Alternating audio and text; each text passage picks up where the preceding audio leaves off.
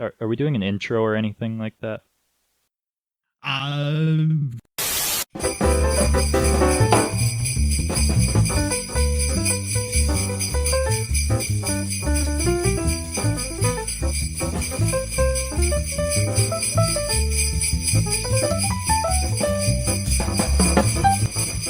this is the Disgruntled Crab and Rusty Culture most professional Christmas. review show!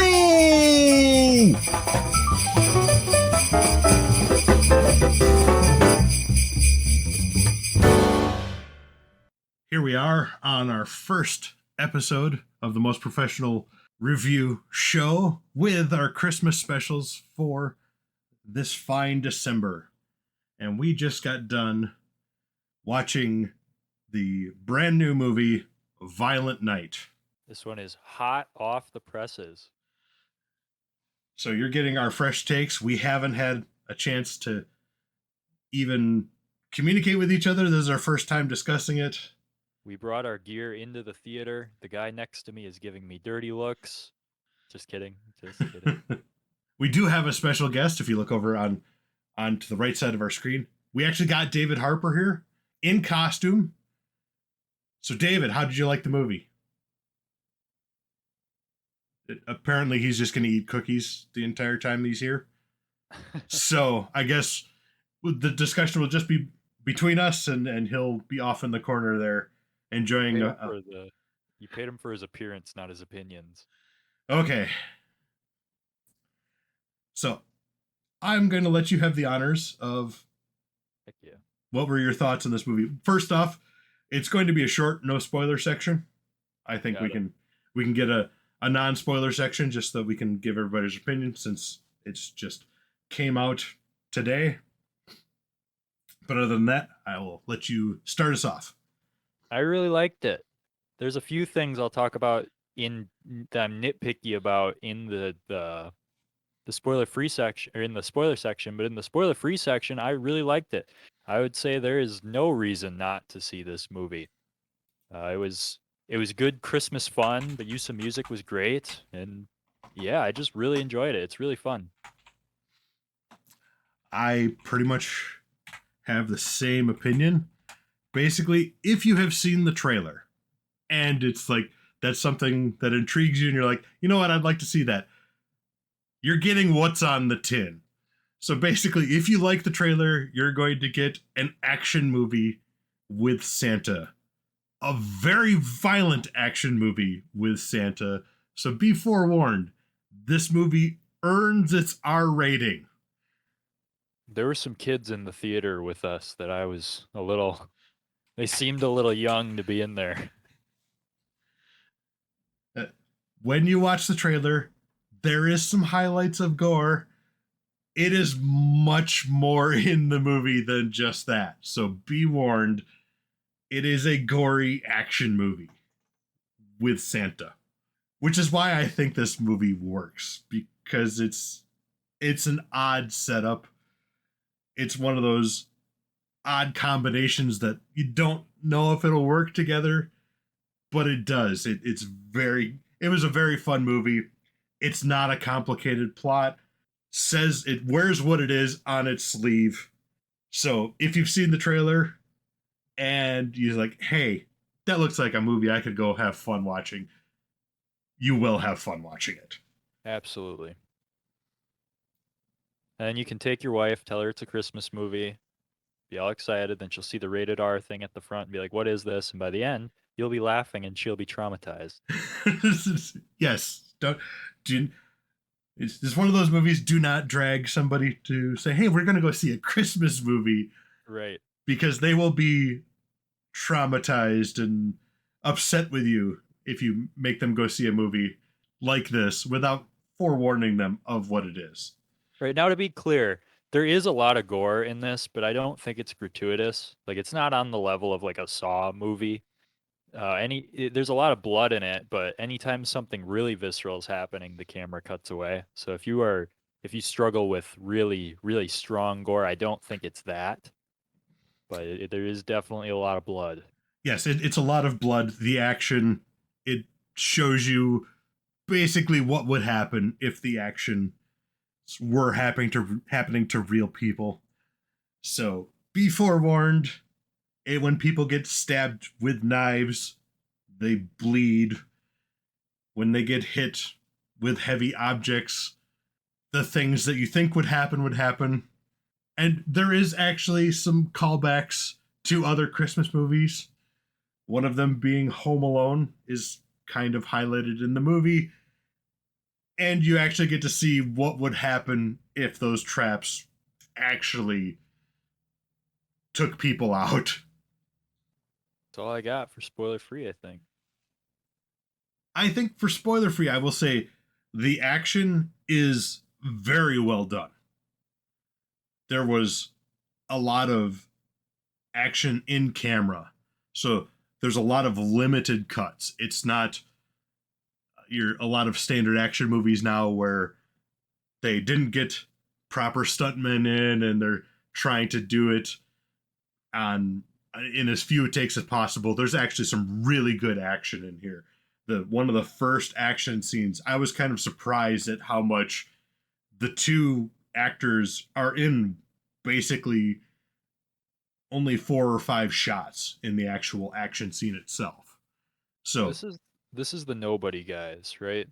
I Or at don't least know. they're involved. Yeah, it says they're by producers of Nobody, which you have to look into it. I didn't look in to see exactly who was all involved because movie studios will do that where they'll say it is a producer. So producer could be somebody that has a lot of involvement or somebody that just had funding involved in it. So it's one of those things you got to take with a grain of salt anytime they highlight it.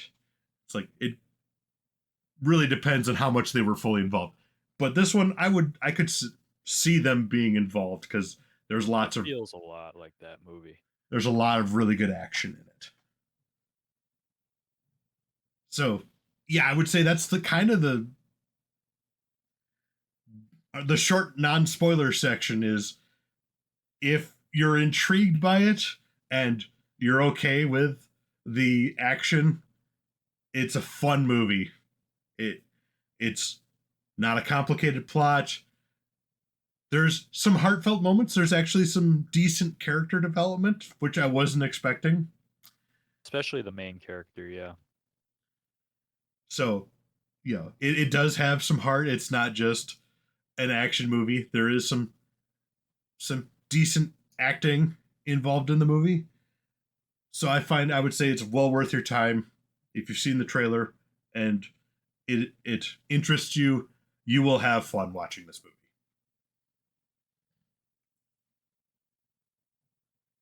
All right, spoiler time. You don't want spoilers, turn back now. Giving you a little bit of time. Maybe you're cooking something in the kitchen and you got to dry your hands off to pause the video. Maybe you're listening to this in the shower and you need to stop it. You're running out of time. We're about to start. Here it comes. Spoilers. Santa dies. He does. He does die in the end, which surprised me. But let's start from the beginning. What do you want to start with?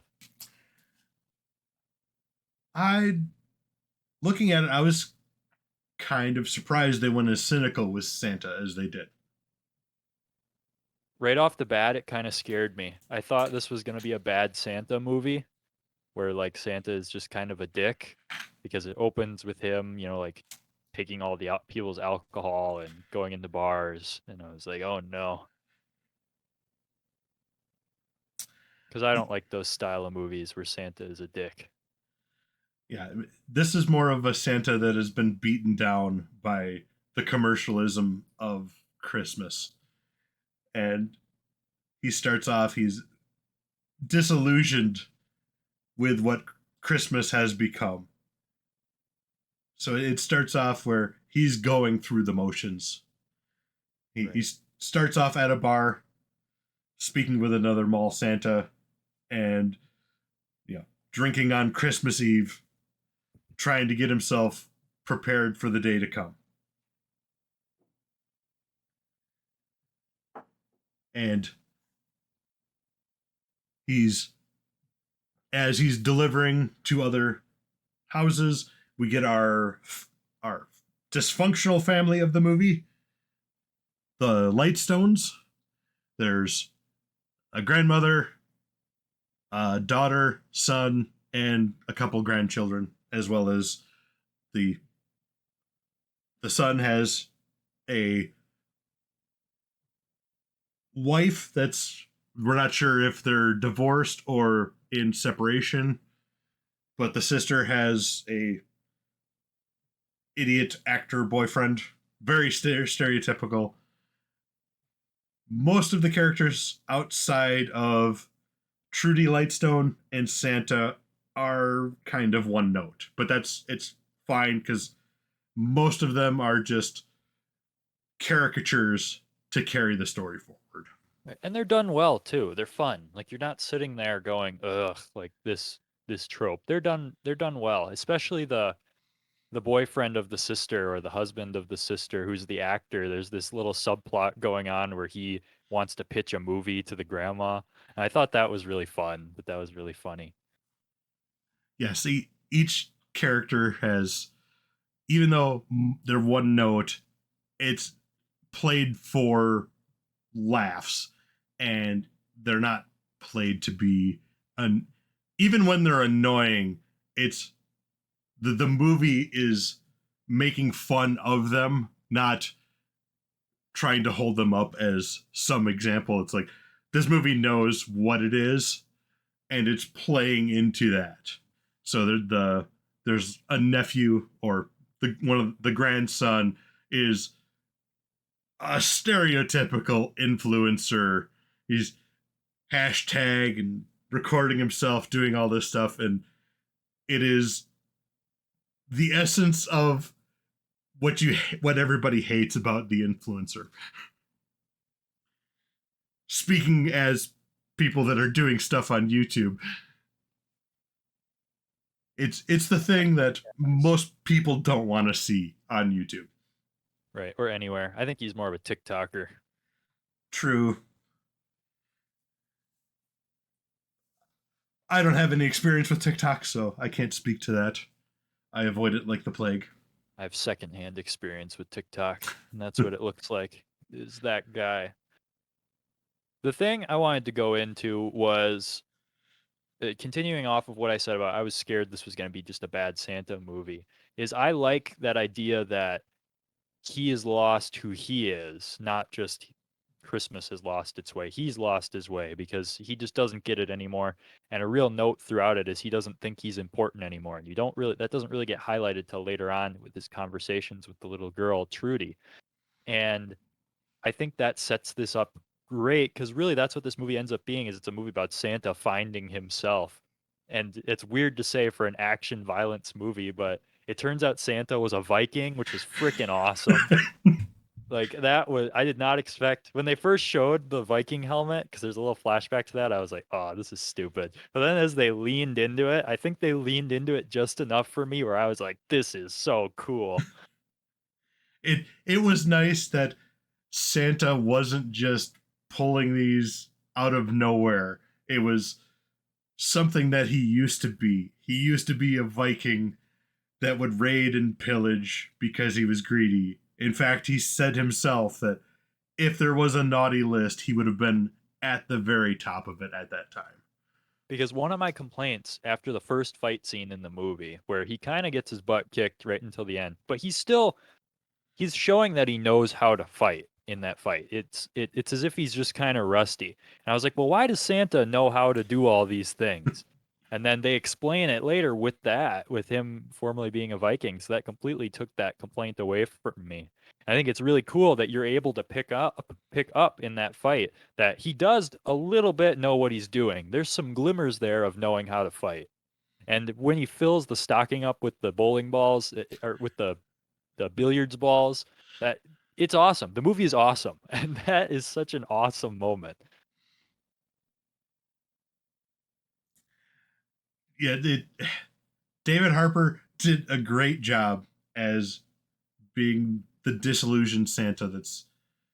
He he's going through the motions. In fact, he gets stuck in the house because uh, he really likes the cookies that Trudy left out, but she left him skim milk. So he ends up pouring the milk out, getting himself a nice glass of liquor, and sitting in their vibrating recliner and falling asleep. And that kicks off the how he's trapped in the house when the thieves come in to steal from the rich family. And I was really happy to see things were being set up and paid off, such as why can't Santa leave? Well, in the first fight scene, there's a gun that goes off and shoots into the roof, so it spooks his reindeer and his sleigh is gone, so he can't leave. So he's stuck here. There's a whole bunch of little things that are set up and paid off. So even though it's a simple plot, they actually took the time to actually tell us why these things are happening and to give us little beats for it. They Chekhov's gun the weapons a lot, and They I check really off. like that because like you see the icicle in the beginning that the guy ends up getting impaled on, and then I'm just thinking of moments. He puts the candy cane into his mouth, which he then a few minutes later he pulls it out and it's sharpened, and it's like you're exactly right. They're not doing things out of nowhere, and I think that's what really makes it so cool.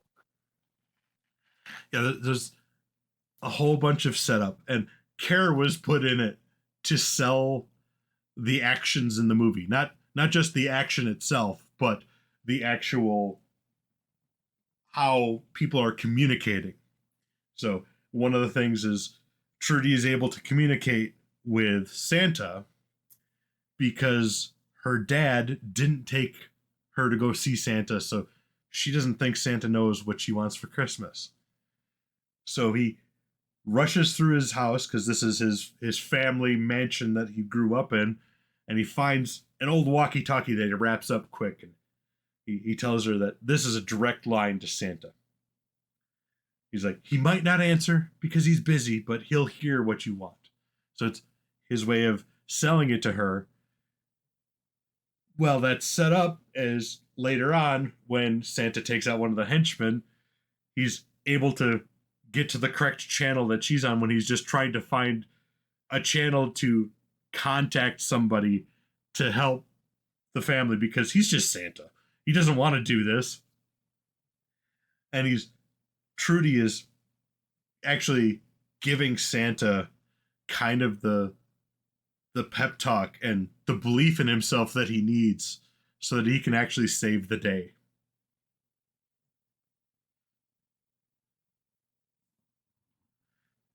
If there's any other moments, the moment where he finds the sledgehammer is set Oh, up by he talks about his hammer skull crusher. And I love that the way he finds it is, this is a message I love in movies where it's if you want help, you got to take things into your own hands, and that's a message that this movie kind of leans on. Is Trudy asks Santa to make a wish, and he says, "I wish I could see Mrs. Claus again." And he ends up dropping what must be a wedding ring, and then rolls up to the sledgehammer. And I guess the answer there is he needs to grant his own wish. He needs to take this into his own hands. That's a message you don't see in movies a lot. So I really liked that. That fate is in Santa's own hands. It's no one's gonna come save him. He's got to do it. and speaking of that scene, even though it does fall into one of the tropes that annoys me quite a bit, but it's an enclosed area, so I can kind of let it slide. Is Santa mowing through a group of special forces with a sledgehammer? It is very well done, even though the trope of guys close quarter attacking with rifles is played out. At least he's taking them mostly by surprise in a darkened small area, so kind of get away with them not opening fire on him. There's there's cross lines of fire, so there's ways to kind of live with the action because there's some really good action in there. If that kind of opens the door for one of my problems, and it's not really a problem with this movie, it's a problem with movies in general and just me being grumpy. And it's that the thought that occurs to me all the time when I watch movies with guns in them, and I think guns don't work that way. And I think especially there's the one of the tropes that I hate so much in movies where the main bad guy has his gun and he's pointing it at someone's head and he's threatening them and then he reaches up and racks the slide. And I'm like, so everything before that there was not a round chambered, so you're just pointing nothing around. So I hate that. I hate it when movies do that. Where it's like time to get serious and then they rack the slide. And it's like, so you were just running around with an empty chamber this whole time? Yes, that is a trope in Hollywood. I wish it would die. Unfortunately, it's their way of telling the audience that they're really serious now without actually having to fire a round.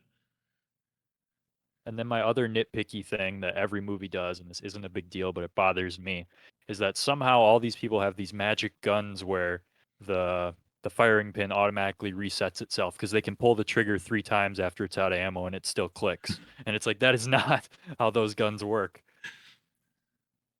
But that's crazy nitpicky. Most people would not even notice it. It just irritates me, and I have to live with that. I am the problem. They at least they didn't have infinite ammo. There was kind of taken back to a magazine is actually not that many rounds. And it doesn't, especially with automatic fire, you don't get much time with the the rifle being hot before you're out of that automatic fire. Oh, So the other thing, speaking of heat, that bothered me, another nitpicky thing, and this goes to show you how much I enjoyed this because the only things I'm finding are nitpicks. Early in the movie, there's a guy, he shoots, and he's only fired a couple rounds by this point. Santa grabs the barrel and burns his hand. They don't get hot that fast. Sure, they get hot, but it's not that fast to where it's gonna scorch your hands after a few rounds. well, But I think he did go through an entire mag on that because he did have to reload right after that. well, I thought that was before he had to reload. Nope, he reloads right after that, and they fight over the gun. Either way, it's still not gonna burn through your gloves. True. Hey, at least Plus, there's a shroud on that. I understand. I fully understand. It was most of the time they don't even consider that at all. So And I'm complaining about it, and it was still awesome. So I nitpicky. there was some really good uh jokes, especially when Santa is trying to he's trying to come up with some type of weapon from his sack to fight off these bad guys. And he keeps coming up with video games and DVDs. Yeah. It's like, doesn't anybody want a baseball bat now? Yeah, I like how that magic sack wasn't just the solution to everything. You know, like in this trailer you kind of see him using it a lot. And I was kind of scared that, oh, this sack is just gonna be how he solves all his problems. And it's cool that he doesn't get how it works. He says that a couple times throughout the movie is, I don't really know how this works. And I really enjoyed that. I thought that was funny. Yes, he is Santa, and he has, you know, a lot of the time, a lot of this magic stuff. He's like, I have no idea how this works. It just does, which was kind of fun just to live with it and go through it because we don't need explanations. He's Santa. He can do this kind of stuff. They actually held off because the trailer showed a lot of action in it, and there is plenty of action in the movie, but it's not non-stop action. There's actually kind of some downtime and different events are happening in the movie, so it's not just Santa mowing through everybody all the time. It takes a while to get going. Like you spend quite a bit of time with the family and just with Santa bumming around before anything big starts happening. And then even after the first action scene, it takes Santa until what would you say? Probably a little past the halfway mark, maybe even close to the 2/3 mark before he gears up and becomes badass Santa. Yeah, because there's the switch that happens where the heroes are supposed to show up and save the day, but they've been paid off by the bad guys. They're part of the robbery. So the naughty list has grown and Santa is disheartened. It's the second act low point where Santa's stuck in a shed. Nothing, no way out of this. The bad guys are approaching, and Trudy talks to him and leads into that action that was spoken of before, where he makes his wish. And he's trying to hold on to his wedding ring and accidentally drops it and it rolls over, and it comes into the surrogate skull crusher. Just a red sledgehammer. Then he has his action moment, which is actually a really long action moment. I didn't think there was that many bad guys when they originally showed up. He kills a lot of dudes in that shed. That was a big shed. Yes. There was a lot of inventive kills in the movie.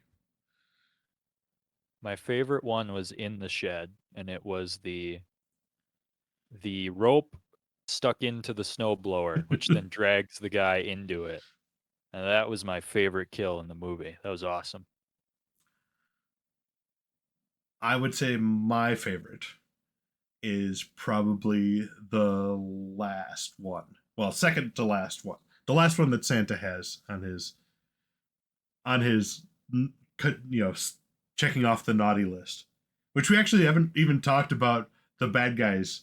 They're they're one note caricatures. They're thieves, but they're there's enough difference of them. It kind of harkens back to 80s movies where you had here is the Russian guy, or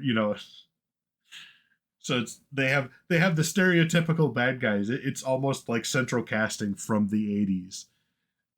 Which I found entertaining because you don't need to have these huge backstories with these people. It's like most of the time they just need something to make them stand out so you understand that this is not just a throwaway thug. And actually, the when our main bad guy does share a little bit of his backstory, I didn't like it. I wish I just didn't know. I didn't like that this is a guy that whose life was apparently ruined by Christmas, even though it wasn't because he ruined his own life. I, it was a little corny, but it did lead to the best scene, one of the best scenes where Santa is calling out each of the bad guys by name, Sure, that was cool. and he's making them question their reality because he's able to call them by name, which they're all using code names. They're all using Christmas code names like Candy Cane, Sugar Plum, uh, Krampus, Mr. Scrooge. But he calls them by their name and gives them information that only Santa would know. Like one of them, Bjorn, you wrote to me 50 times that you wanted your Huffy bicycle. That reminds me of one of the sweetest scenes in the movie, which is when Santa is talking with Trudy and they're reminiscing about Christmas gifts he's given her. And she talks about how she wanted to fly, and then Santa says, "Even Christmas magic could make a little girl fly, but instead I gave you a kite." And that scene was like, it makes you forget what kind of movie you were watching for a minute, because it was such a sweet scene, and I loved that. Yes, the actress they got to play Trudy was the right amount of innocence and sappiness and just true belief in Santa without going overboard. It there's so many times where you can see the child actor either get through bad direction or just not the ability to act when they're that young. They can push it outside of the bounds and it can really take you out of a movie, but she was just the right amount of innocence, sweetness, and a little bit of naughtiness, especially when she and Santa have a discussion about what he's going to do with the coal. Ah, the anus. That was a fantastic joke. And so glad they called it back later. Yes. I I think she says asshole first, doesn't she? And he's like, "Be I careful. think I he says don't asshole, yeah. I don't want to put you on the naughty list." And then she's like, "Well, can I say butthole?" It's like, "Ooh, that's still kind of borderline." Yeah. What about anus? It's like, Yeah, that's that's technically right. that's technically the word. Yeah, that was great. To talk about the ends, because we kind of have danced around it a little bit. Yes. Santa dies, Well, not and only he's that, I didn't get to highlight. I kind of had to do some fill in for the death that I thought was the best because I didn't see it coming. They end up in a dilapidated house where everything has fallen except for the chimney.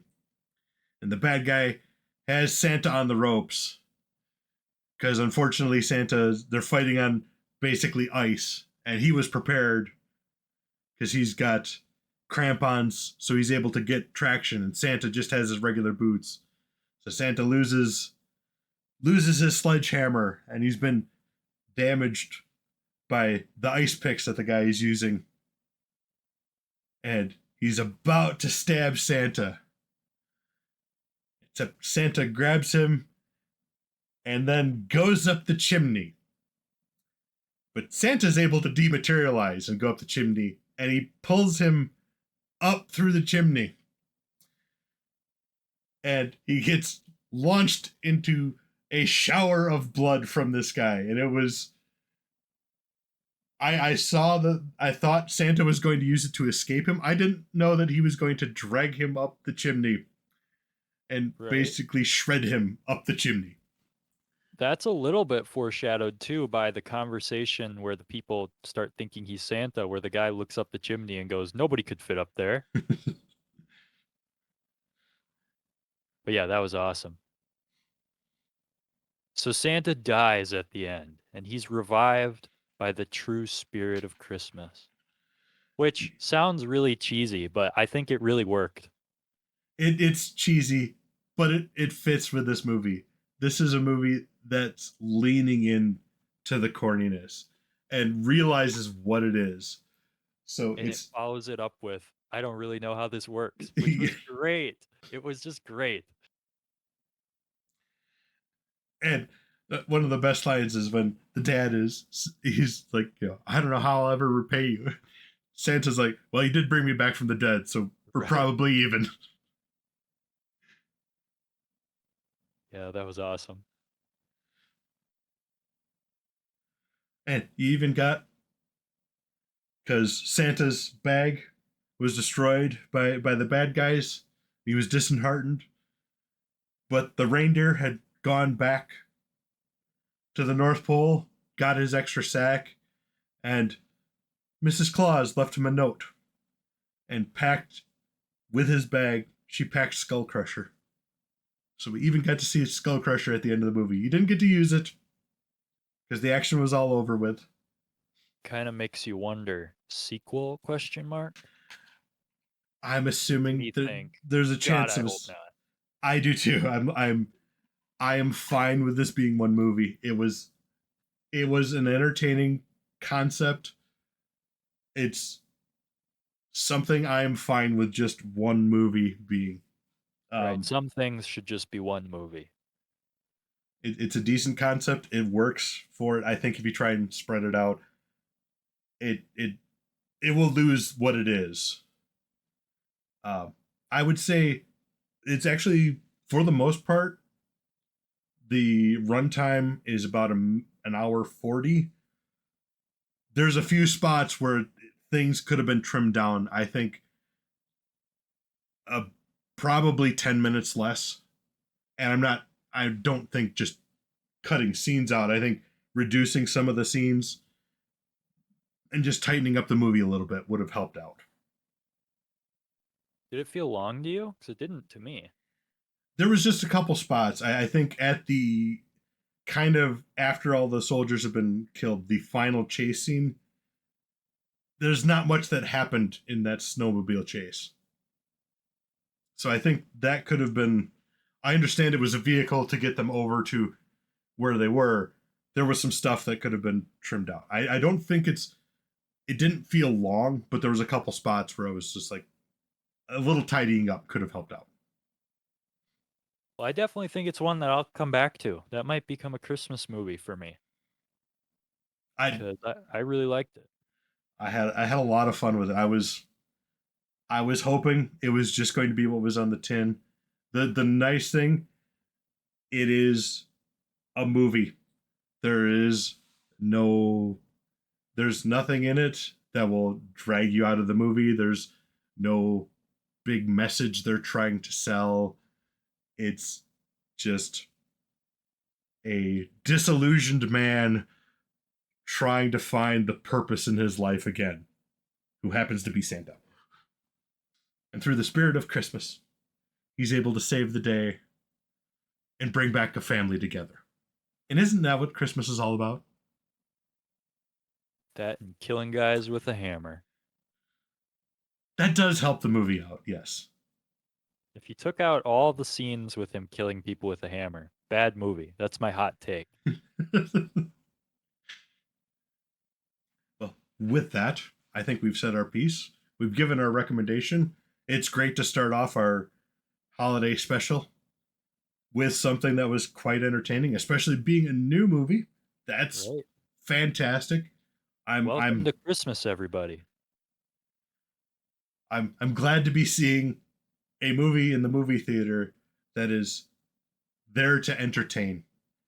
It's not there to sell a grand message, make sure you have the right opinions. It's just a movie, and it's fantastic.